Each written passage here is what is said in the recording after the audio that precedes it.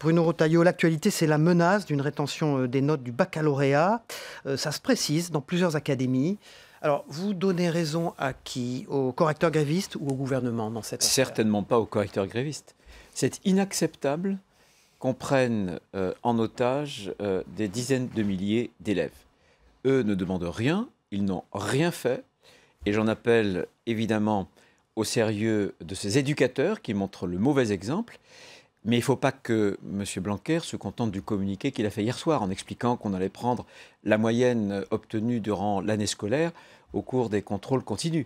Moi, ce que j'attends, c'est que s'il y a vraiment rétention, eh bien, il y ait des sanctions. C'est absolument inacceptable.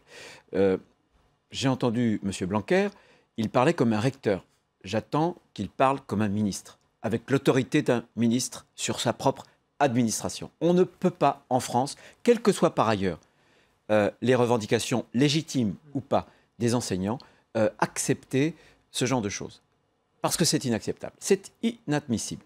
Le casting pour la direction de l'Europe, l'Union européenne, les fameux top jobs et puis l'élection du président du Parlement européen, est-ce que c'est un bon compromis qui a été trouvé? Et si oui, pour qui? Pour l'Europe, je pense. Il y a un beau symbole. Il y a deux femmes quand même dans deux top jobs qui sont les plus importants. Bien sûr, l'Allemande à la tête de la Commission et puis ensuite une Française à la tête de la Banque Centrale Européenne. Moi, je suis attaché à ce que la démocratie puisse avoir eu le dernier mot. Il y a eu la crise en début de semaine. J'avais été d'ailleurs questionné. On m'avait dit, mais alors, comment est-ce que ça peut se passer? Est-ce que M. Timmermans... Mais M. Timmermans, c'est le second groupe qui est arrivé au niveau des élections. Le premier groupe, c'est notre groupe de la droite, le PPE. Et donc, j'avais indiqué que, j'avais échangé d'ailleurs avec Michel Barnier, j'avais indiqué qu'il fallait absolument que là où le candidat qui aurait été retenu à la tête de la commission soit issu de ce parti. Alors, et donc, c'est le cas, et donc je m'en réjouis. Autre sujet, l'accord commercial conclu entre l'Union européenne et les pays du Mercosur qui suscite des inquiétudes. Est-ce qu'Emmanuel Macron a raison de dire que c'est un bon accord? Non, tout faux. Non, mais là, on a une démonstration du cynisme. On a une démonstration de ce qu'il ne faut pas faire en politique. C'est-à-dire que pour les élections européennes, ils ont repeint en vert leur liste avec quelques otages écologistes comme M. Canfin, comme M. Durand sur cette liste. Otage pour vous. Ils se présentent comme le champion du climat, de la cause écologique. Et alors, on va signer un accord qui est absolument destructeur, qui est une capitulation environnementale. Je m'explique, pour deux raisons.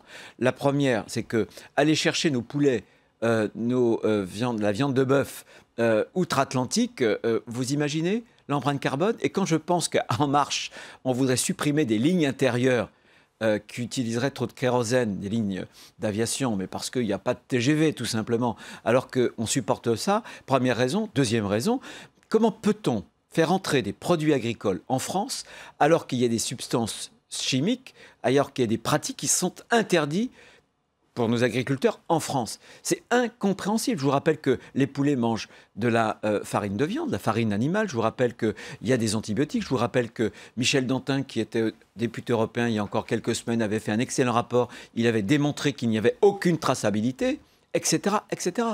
Donc c'est malheureusement ce qu'il ne faut pas faire en politique. Et je pense que cette capitulation prépare d'autres insurrections électorales pour demain. C'est ce que je veux dire. C'est la conception sans doute qu'a le président de la République d'une mondialisation heureuse. Mais ce temps d'une mondialisation heureuse qui apporterait la prospérité à tous, il est terminé. Il va détruire des emplois agricoles. Ce sera un plan social géant pour notre agriculture. La réforme des retraites. On attend les annonces de Jean-Paul Delevoye, mais toujours pas de date. L'examen au Parlement pourrait être poussé après les municipales. Comment vous interprétez ces fluctuations de calendrier? Je crois qu'il y a un malaise parce que le président de la République s'était engagé pendant la campagne à ne pas toucher aux 62 ans, à l'âge légal de départ à taux plein. Simplement, on voit bien que c'est compliqué puisque le Conseil d'orientation des retraites a dit attention, en 2022, à la fin du quinquennat, il pourrait y avoir un déficit, tenez-vous bien, de 10 milliards. Voilà. Et c'est aussi pour ça, pour ne pas avoir bougé cet âge-là, qu'ils ont dû désindexer les retraites avec un profond malaise. Il ne peut pas y avoir d'équilibre avant 2042. Moi, je pense qu'il ne faut pas tricher. Je vois bien que Jean-Pierre Delevoye essaie de ruser avec cet engagement des 62 ans. Comment pourrait-il ruser? Par exemple, en inscrivant dans un texte un âge pivot, 64 ans, ou alors en allongeant la durée de cotisation. il ne faut pas tricher. Il faut dire aux Français, et c'est ce que je pense, moi, il faut dire en français, si on veut garantir le pouvoir d'achat pour nos retraités, et c'est important, si on veut relever toutes les petites retraites, et croyez-moi, on parlait d'agriculture, elles sont toutes petites, ces retraites. Il faut les augmenter au-dessus de 1 000 euros. Si on veut tenir compte de la pénibilité, parce qu'il y a des carrières qui sont très pénibles, il faut augmenter la durée et il faut surtout augmenter l'âge de départ autour de 64 ou 65 ans. Et qu'est-ce que vous dites? Qu'il y a une hypocrisie aujourd'hui de la part du gouvernement avec cet âge d'équilibre? Je ne dis pas qu'il y a une hypocrisie, j'attends de voir la sortie. Pour l'instant, il n'y a pas eu d'annonce. Simplement, on voit bien qu'on tourne autour du pot et qu'il y a d'un côté l'engagement d'Emmanuel Macron, on ne touche pas à l'âge au départ légal, et de l'autre côté, il y a deux techniques de contournement, un âge pivot avec des cotes ou surcotes, et puis un allongement de la durée de cotisation. Attention, parce que si on fait ça, les plus riches pourront se payer des retraites, partir avant, ils auront capitalisé par exemple, et puis ceux qui auront connu des périodes de chômage, de précarité, eux auront des petites retraites. Attention, c'est extrêmement grave, mais je suis sûr que les Français sauront décrypter les annonces qui seront faites dans quelques semaines ou quelques mois. Vous organisez aujourd'hui au Sénat un colloque sur le thème « Lutter contre la violence en France ». Est-ce que vous pouvez nous dire quel est votre objectif à travers ce type de rendez-vous ? L'objectif, il est de refuser la fatalité. Depuis des années, la violence ne cesse de croître. On a une société de l'ensauvagement. Je vais vous citer un chiffre, puisque ce matin, j'entendais qu'une jeune femme qui était enceinte avait été tuée par son compagnon. Les violences sexuelles, notamment les viols, depuis 2012, ont augmenté de plus de 50%. Ils ont bondi de 6% au seul premier trimestre de cette année. Ce n'est pas possible d'accepter ces chiffres-là. Et j'ai le sentiment que le gouvernement, même parfois la société, il y a une forme d'accoutumance. Il faut refuser la fatalité. Quand on a fait une commission d'enquête sur le malaise policier, on avait constaté un pic, vous savez, dans les suicides des forces de l'ordre, policiers et gendarmes. On avait bien vu que les causes sont multiples. Évidemment, il peut parfois y avoir des causes personnelles, mais il y a aussi des causes professionnelles. Vous savez, quand un policier constate qu'il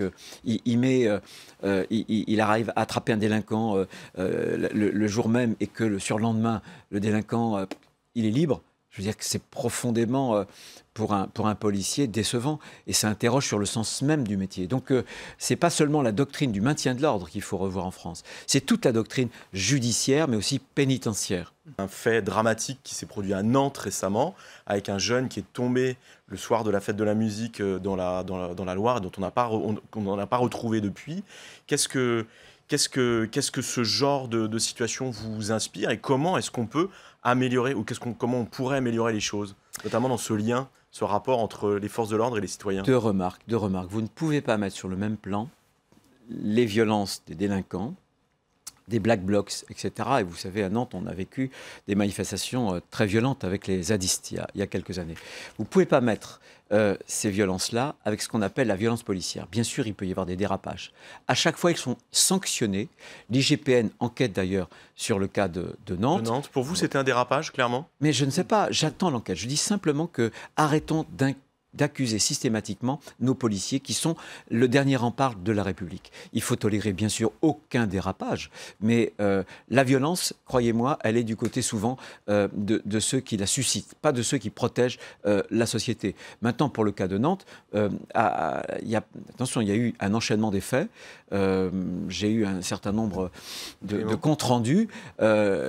Attention avant de conclure quoi que ce soit. Il y avait d'ailleurs des gens à l'eau avant qu'il y ait une intervention de la police. Il y en avait deux à l'eau. Donc attendons l'enquête avant d'accuser qui que ce soit. Voilà. Simplement, j'avais proposé moi ici la loi finalement anti-casseurs. Il faut qu'en France, on puisse manifester librement, parce que c'est un droit constitutionnellement garanti, sans qu'il y ait des gens qui sont des ultra-violents, qui luttent contre la société, qui profitent de ce droit de manifester pour s'infiltrer et justement provoquer la police. Ça, c'est non, et on doit être déterminé sur ce plan-là.